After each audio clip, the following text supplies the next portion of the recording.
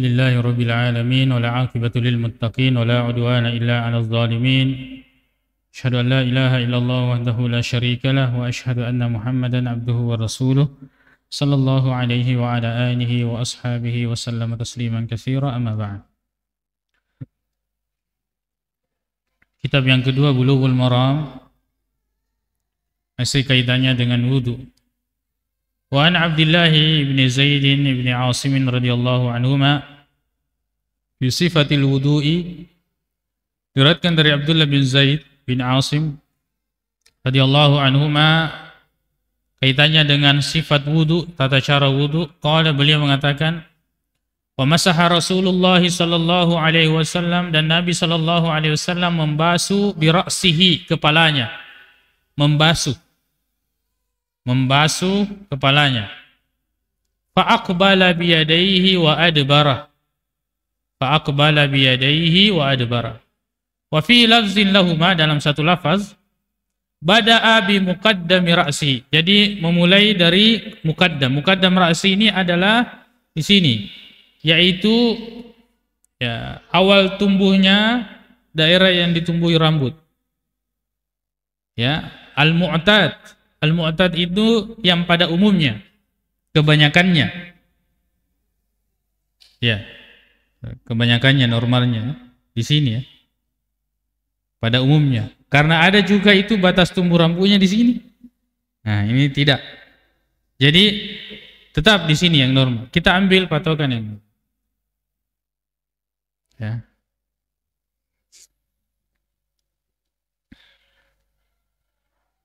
Hatta dhahaba bihima ila qafahu. Lalu kemudian dhahaba bihima, dengan kedua tangannya itu dia sapukan menuju qafahu. Qafa ini adalah leher belakang. Ya, sampai di situ di belakang ini. Summa raddahuma, lalu kemudian mengembalikan kedua tangannya itu ilal makanil ladzi bada minhu, kepada tempat di mana dia mulai. Seperti itu. Jadi dari depan ke belakang, belakang ke depan. Nah, ini disebutkan hanya sekali saja, tidak ada bukan 3 kali. Jadi membasuh. Dari sini ulama kemudian mengambil kesimpulan bahwa wajibnya membasuh seluruh kepala. Itu sebagian. Wajibnya. Sebagian memahami, termasuk dalam mazhab Syafi'i, itu afdalnya. Jadi ingat, sebagian memahami wajibnya, berarti semua. Sebagian memahami afdalnya. Jadi lebih afdal, ya. Tidak ada yang selisihi bahwa inilah yang paling afdal. Basuh seluruh. Nah, adapun sah atau tidaknya, sebagian mengatakan harus semua baru sah, sebagian mengatakan biar yang penting sudah kena sedikit sudah sah. Nah, itu. Kemudian wa an Abdullah bin Amr radhiyallahu anhu fi sifatil wudu, thumma masaha bi ra'sihi, lalu kemudian membasuh kepalanya. Nabi SAW membasuh kepalanya. Wa adkhala, dan memasukkan isba'aihi sabbahataini, ya, yaitu kedua jarinya, jari telunjuk, sabbaha karena ini yang dipakai bertasbih, ya.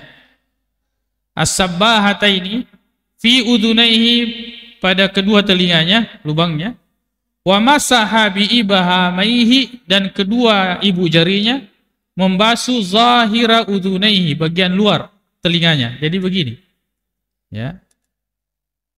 Jadi telunjuk masuk di lubang membersihkan bagian dalamnya, yang ini.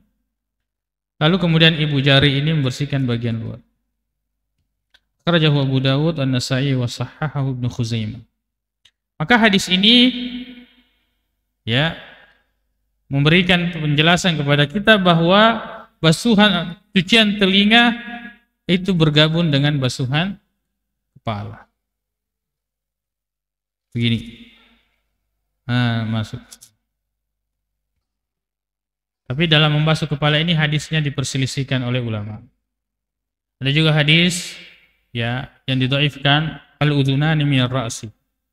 Dua telinga itu adalah bagian dari kepala. Kedua telinga itu adalah bagian dari kepala. Berarti wajib hukumnya mencuci telinga. Karena wajib membasuh kepala berarti wajib juga mencuci telinga. Tapi hadisnya dhaif. Ya.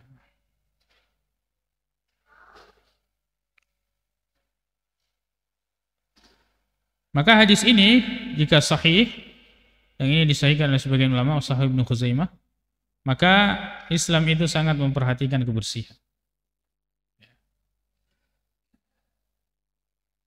Kemudian wa an Abi Hurairah radhiyallahu anhu qala, dari Abu Hurairah radhiyallahu anhu qala Rasulullah sallallahu alaihi wasallam, "Idza staiqaza ahadukum min naumihi," jika salah seorang di antara kalian bangun dari tidurnya, falyastansir, maka hendaknya dia istinsar. Ya. Apa itu istinsar? Masukkan air ke hidung. Ya, lalu kemudian mengeluarkannya. Salasan 3 kali, fa inna syaitana yabitu ala khayshumihi. Karena syaitan itu bermalam, ya, hotelnya di sini. Hotelnya setan di sini. Ya, VIP koi. Situ. Semua anggota badan manusia itu tertutup tatkala dia tidur kecuali 2. Telinga dan hidung. Mulut tertutup. Ya, kecuali mungkin ada sebagian kasus yang terbuka mulutnya.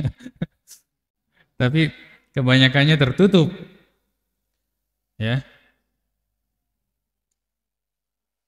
Kata Syekh Muhammad bin Shalih Al-Utsaimin rahimahullah ketika mensyarah hadis ini, bukan. Siapa? Al-Bassam ketika mensyarah hadis ini, beliau mengatakan bahwa ya semua lubang ini itu adalah sarana yang akan mengantarkan ke hati. Dan yang paling dekat itu ini adalah hidung di sini. Ya. Dari sini dia tetap membangun informasi. Ya. Dari situ bangun menjana sedih papunedina, dari situ bangun, kan banyak begitu dari bangun tidur itu. Makanya kata Nabi SAW, ya, kalau kita tidur itu diikat dengan 3 ikatan. Sampai kemudian kita melakukan 3 hal, yaitu membaca doa ketika bangun, lalu kemudian berwudu, lalu kemudian salat, baru kemudian ikatan ini akan lepas. Kalau tidak, maka itulah kemudian orang merasa sangat berat, malas, ya, karena ikatannya belum lepas. Di sini, maka Nabi SAW merintahkan kita untuk istinsar, menghirup air. Ya, itu. Kata yabit di sini, bata yabitu itu kaitannya dengan tidur malam, ya.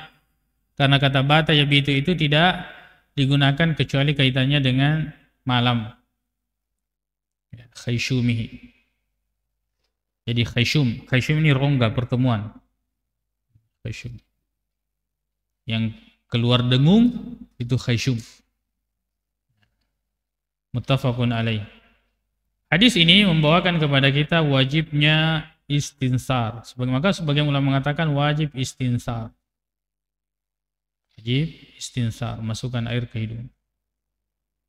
InsyaAllah kita sambung pada pertemuan selanjutnya. Mudah-mudahan Allah Subhanahu wa taala masih memberikan kepada kita keimanan, kesehatan serta kesempatan ketemu lagi dalam kajian Sahih Bukhari dan Kitab Bulughul Maram. Subhanakallahumma wa bihamdik, asyhadu an la ilaha illa anta, astaghfiruka wa atubu ilaik. Assalamualaikum warahmatullahi wabarakatuh.